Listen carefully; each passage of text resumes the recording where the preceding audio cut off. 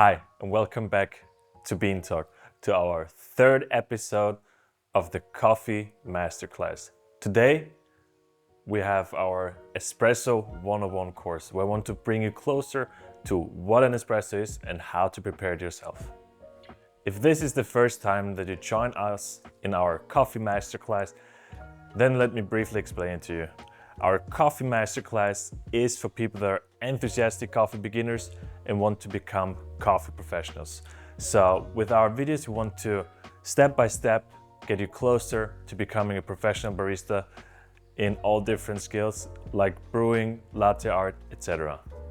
Today in our Espresso 101, as the name says, everything is about the espresso. The espresso is a very special drink and also the base of most of the coffee drinks besides filter coffee, of course. So today in our Espresso 101, I want to explain to you what an espresso is, how to prepare it yourself, a few nifty tips and tricks, and of course, what to watch out for if you go and enjoy an espresso somewhere else. About the history of the espresso, I just want to briefly talk about this. Obviously, as the name already presumes, it's Italian. It was created in Italy in the early 1900s with the first espresso machines, which were at the time just some huge boilers that were heated and could build up pressure of like 1 or 1.5 bars. And with that, it was very easy to make coffee very fast compared to filter coffee that would take minutes. So that's why it's called espresso. Espresso like espresso, of course. And this, of course, is also the reason why Italy still today is for many the heart of espresso culture. Let's talk about the original espresso recipe. What's very important with your espresso recipe is, of course, coffee, water, then the pressure and the temperature of the water. The Italians are very precise and they always tend to use the same recipe. That's why many people, when they go and visit Italy, they say the coffee tastes amazing everywhere because they stick to the recipe. The coffee, for example, usually per espresso would be 7 grams of ground coffee.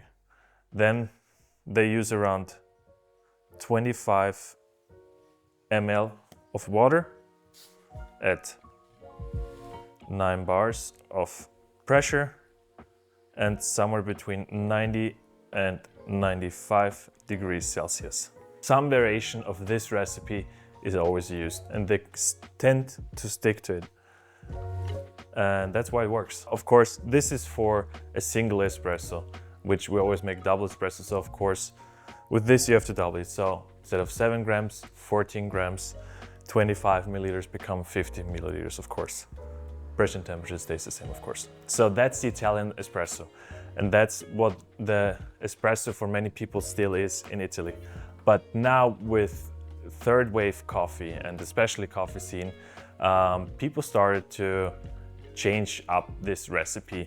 They tried to use more coffee or less water, more water, and just play around a little bit with this old recipe. So many coffee shops now would even use upwards of 20 or 21 grams of coffee and then play around with the coffee to water ratio.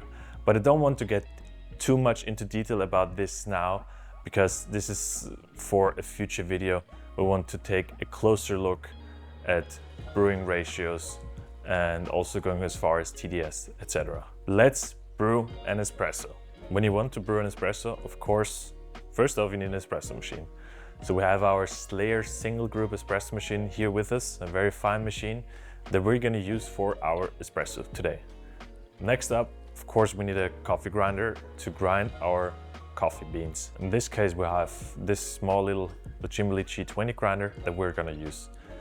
And very important, of course, you need some coffee. Now you can choose what kind of coffee you like. If you're more like an Italian roast or something more on the light side. So for example, in this case, we used a Guatemalan coffee from Deluxe Cafe that we're gonna use for our espresso today. So a single origin coffee. There's a little bit more on the light side of roasts. Then you have to prepare it. You have to grind the coffee, then distribute it maybe, and temp it before you can insert your portafilter into the espresso machine. And now that's where magic happens. you can turn on the espresso machine, in our case even do a little pre-infusion, and then go full pressure on the coffee.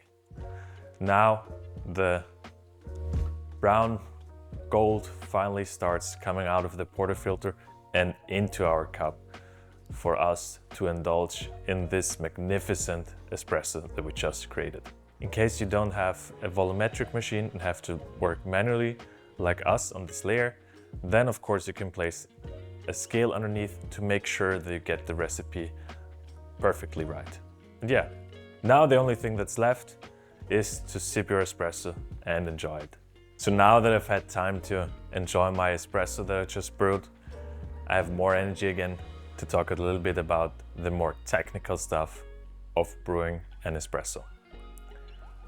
First up, there are a few things to consider when grinding your coffee. Of course, there's the total mass you want to get out. In the Italian recipe, for example, you're 14 grams or more with specialty coffee, or 20 grams. That's not all, because you also have to consider the grind size that makes quite a difference.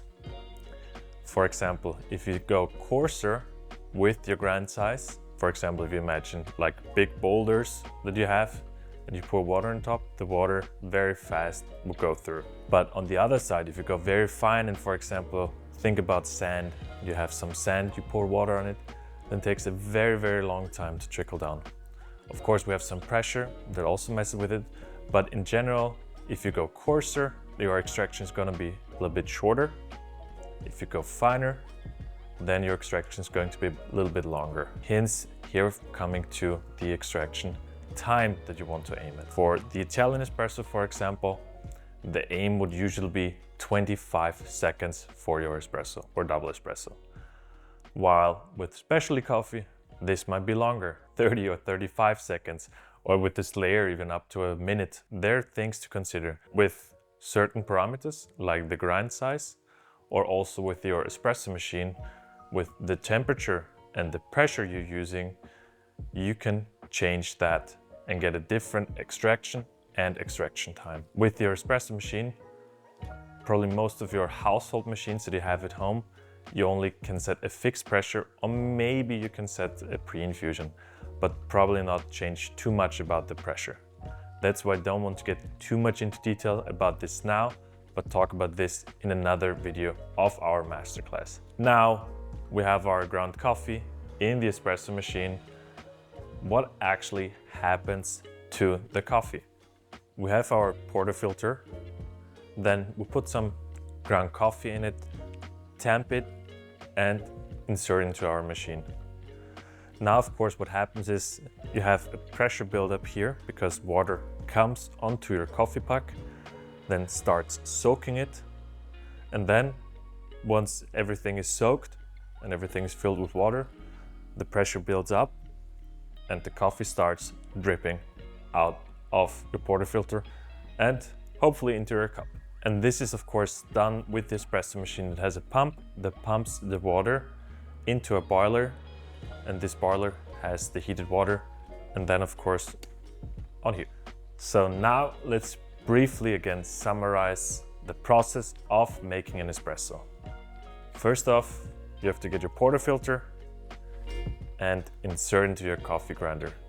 And even before that, you have to be sure what recipe you want to use. Once you've decided on your recipe, you've got ground coffee in your portafilter, then you have to distribute the coffee and then tamp it. This is very important, a very, very important step, because you want to have equal pressure everywhere on the coffee puck. If you would tamp unevenly in an angle or something, or there would be a little air pocket, then the water, because it ain't stupid, searches for the path of the least resistance. Meaning that if there's a hole in your coffee puck, then the water is gonna go through that hole, and you would have an uneven extraction because everything would just go through there.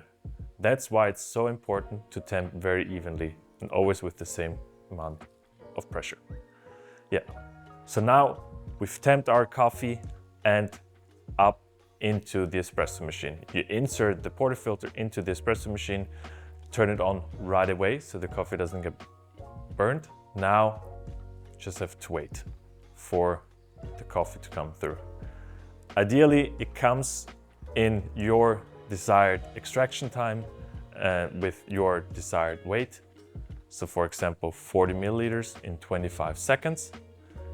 If it doesn't, then maybe you have to reconsider your grind settings, but that's something for another video. Yeah, so now it's up to you. Let's brew some great espresso, and let me know down in the comments, what recipes do you use at home or at work, of course, and maybe you have some tips and tricks that you want to share with me and everyone else. I'd love to discuss it down in the comments. Also, if you're new to our channel and want to learn more about coffee and enjoy our coffee masterclass, please hit the like and subscribe button. We already have a few more videos that you can watch in this masterclass and about other topics. And of course, there are more coming towards you with more exciting topics all around coffee. That's it for today. Join us in our next video. We want to explain a little bit about latte art and how to master your first nice latte art drawings. See you next time. Until then, drink loads of good coffee. Bye.